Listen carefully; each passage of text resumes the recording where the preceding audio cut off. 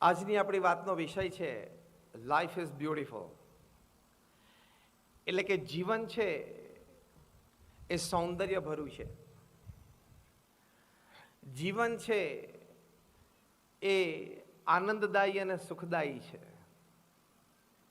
જે હકીકત છે, જે વાસ્તવિકતા છે, આપણે ભલે દરેક ક્ષણે નહીં પણ અનેક વખત જીવનમાં દિવસ દરમિયાન આપણે એનો અનુભવ તો કરીએ છીએ.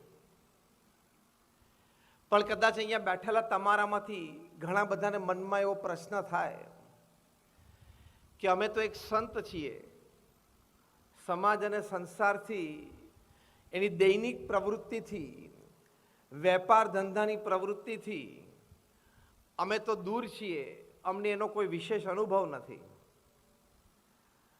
વળી પારિવારિક જીવનનો પણ કોઈ એવો અનુભવ નથી, કારણ કે BAPS સંસ્થાના સંતો બધા બાલ બ્રહ્મચારી છે. એટલે એક લૌકિક દ્રષ્ટિએ જો મૂલ્યાંકન કરવા જઈએ તો જે સંતે સમાજ સંસાર એ છોડીને ભક્તિ અને વૈરાગ્યના માર્ગે ચાલે છે ને લાઈફ ઇઝ બ્યુટીફુલ એ ખબર કેવી રીતે પડે,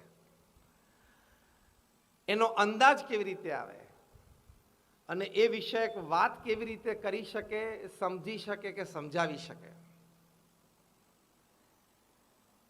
પણ એક બહુ જ સુંદર વાત આ કોરોના કાળ દરમિયાન એક પુસ્તક મેં વાંચ્યું.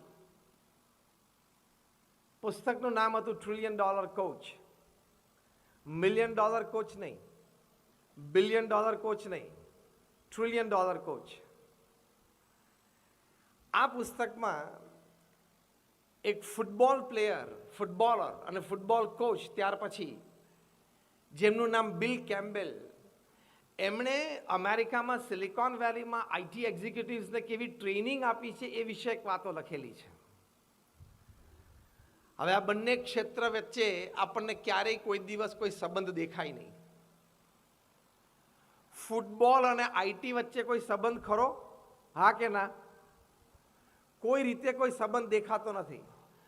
પણ this book contains the details કે how a footballer trained IT executives. અને સામાન્ય IT એક્ઝિક્યુટિવ્સ નહીં, ગૂગલ કંપનીના માલિક લેરી પેજને ટ્રેનિંગ આપી ફૂટબોલર બિલ કેમ્બેલે.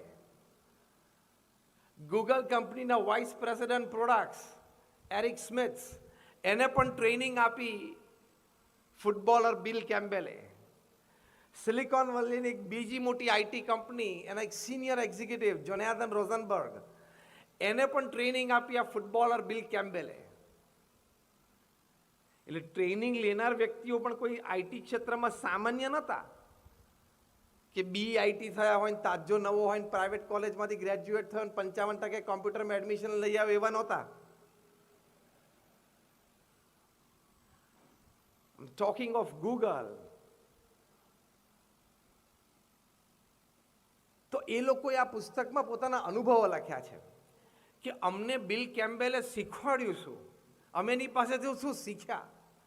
તો બહુ જ સરસ વાત આ $1 ટ્રિલિયન કોચ પુસ્તકમાં લખાણી છે કે તમારે કોઈને કોચિંગ આપવું હોય, ટ્રેનિંગ આપવી હોય, તો એ કંપનીના પ્રોડક્ટ વિશે જાણવાની તમારે કોઈ જરૂર નથી. એ કંપનીના મેન્યુફેક્ચરથી માંડીને સેલ્સ સુધીના સ્ટ્રક્ચર જાણવાની તમારે કોઈ જરૂર નથી. એ કંપનીની સેલ્સ અને માર્કેટિંગ પોલિસી વિશે તમારે જાણવાની કોઈ જરૂર નથી. તો આપણને આશ્ચર્ય થાય ને કે આ બધું જાણવાની જરૂર ના હોય તો પછી એ કંપનીના એક્ઝિક્યુટિવ્સને ટ્રેનિંગ શું આપી.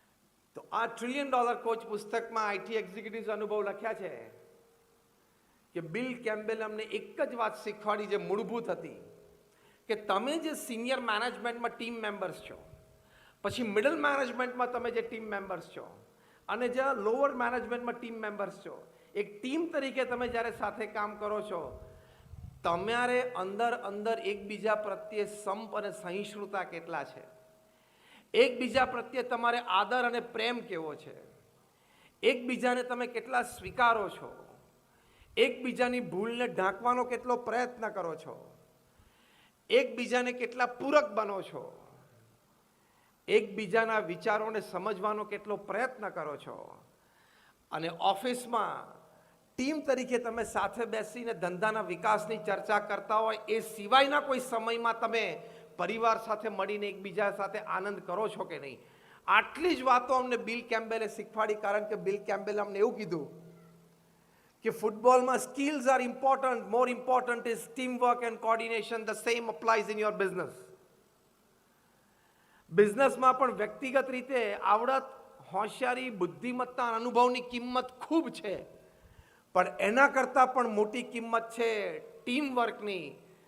ટીમવર્ક યોગ્ય હોય તો બિલ કેમ્બેલે આઈટી એક્ઝિક્યુટિવ્સને એવું શીખવાડ્યું, product is a by product, sales is a by product, marketing is a by product.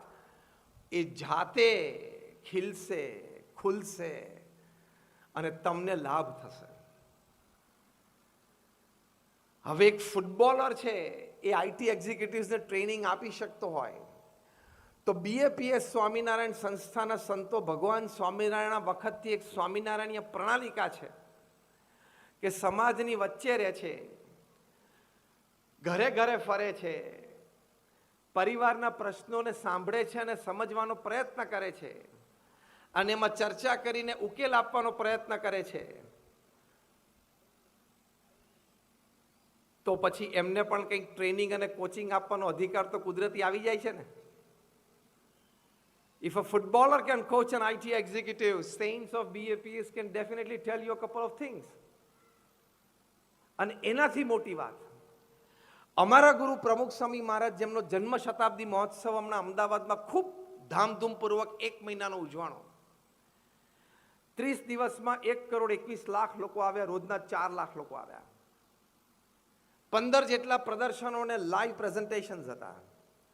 80,000 સ્વયંસેવકોએ નિસ્વાર્થ ભાવે સેવાઓ કરી.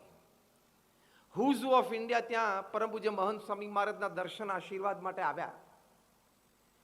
એ પ્રમુખ સ્વામી મહારાજનો જે અનુભવ, એ તમારી સાથે આજે શેર કરવાનો છે. You can share ideas, that is fine. You can share project planning, that is fine. You can share creativity, that is fine. But more important, you share experiences. તમે અનુભવ શેર કરો, એ બહુ મોટી વાત છે. તો પ્રમુખ સ્વામી મહારાજને જનજીવનનો અનુભવ, જનમાનસનો અનુભવ, જન પ્રકૃતિનો અનુભવ, એ જે કક્ષાએ હતો, એ અત્યારે કદાચ 750 કરોડની પ્રજામાં પૃથ્વી ઉપર કોઈને નથી. પ્રમુખ સ્વામી મહારાજ એમના જીવનકાળ દરમિયાન દુનિયાના 60 દેશોમાં 18,000 ગામો અને શહેરોમાં ફર્યા. અહીંયા આપણામાંથી કોઈ એવું બેઠું નથી જે 18,000 ગામો અને શહેરોમાં ગયા હોય અથવા જશે. Am I right or wrong? Raise your hands if you say yes. જો બધા હાથ ઊંચો કર્યો. પ્રમુખ સ્વામી મહારાજને લોકો વ્યક્તિગત પ્રશ્ન હોય, પોતાનો પારિવારિક પ્રશ્ન હોય, વ્યવસાયિક પ્રશ્ન હોય, એની માટે પત્ર લખતા. એવા 7.5 લાખ પત્રોના લેખિત જવાબ પ્રમુખ સ્વામી મહારાજ આપ્યા છે. At an unbelievable average of reading and answering more than 70 letters a day without a Sunday for 45 years. 45 વર્ષ સુધી રોજના 70 પત્રો પ્રમુખ સ્વામી મહારાજે વાંચ્યા અને એનો ઉત્તર આપ્યો છે. અને ઉત્તર ફક્ત આશીર્વાદ નહીં, સ્પષ્ટ અને સચોટ નિર્ણય, માર્ગદર્શન, આશ્વાસન અને આશીર્વાદ. Responsible answering. અને આજે તમને સમાજમાં એક પણ એવી વ્યક્તિ નહીં મળે કે મેં પ્રમુખ સ્વામી મહારાજને પત્ર લખેલો, મારા પ્રશ્નનું સમાધાન પ્રમુખ સ્વામી મહારાજે મને લેખિત સ્વરૂપમાં આપ્યું, એ સમાધાન પ્રમાણે હું ચાલ્યો, હું આજે દુઃખી છું, એવો એક પણ વ્યક્તિ તમને નહીં મળે. કેટલો જનમાનસ, જન પ્રકૃતિને એમને અનુભવ. પોતે સવાર બપોર સાંજ વ્યક્તિગત મુલાકાત આપતા. એમના જીવનકાળ દરમિયાન એમણે 40 લાખ એટલે કે 4 મિલિયન લોકોને વ્યક્તિગત મુલાકાત આપી, એમની સાથે વાર્તાલાપ કર્યો, એમનો પ્રશ્ન સાંભળ્યો, સમાધાન કરી આપ્યું. તમારામાંથી પણ ઘણા બધા બેઠા હશે જે પ્રમુખ સ્વામી મહારાજને વ્યક્તિગત મળ્યા હશે. જસ્ટ રેઝ યોર હેન્ડ્સ, તમે પ્રમુખ સ્વામી મહારાજને વ્યક્તિગત મળ્યા હોય તો. સેંકડોની સંખ્યામાં આપણે હાથ ઊંચા કર્યા. 3.5 લાખ ઘર, ફેક્ટરી કે ઓફિસમાં એ જાતે ગયા, પધરામણી કરી, લોકોને સંસ્કૃત કરવા માટે, નિર્વ્યસની કરવા માટે, સંતાનોને તમે શિક્ષણ માટે સ્કૂલે મોકલો એ પ્રેરિત કરવા માટે. આ સ્ટેટિસ્ટિક્સ માઇન્ડ બોગલિંગ છે. This is beyond the can of human intelligence. માણસની બુદ્ધિમાં ન બેસે એવા આંકડા છે.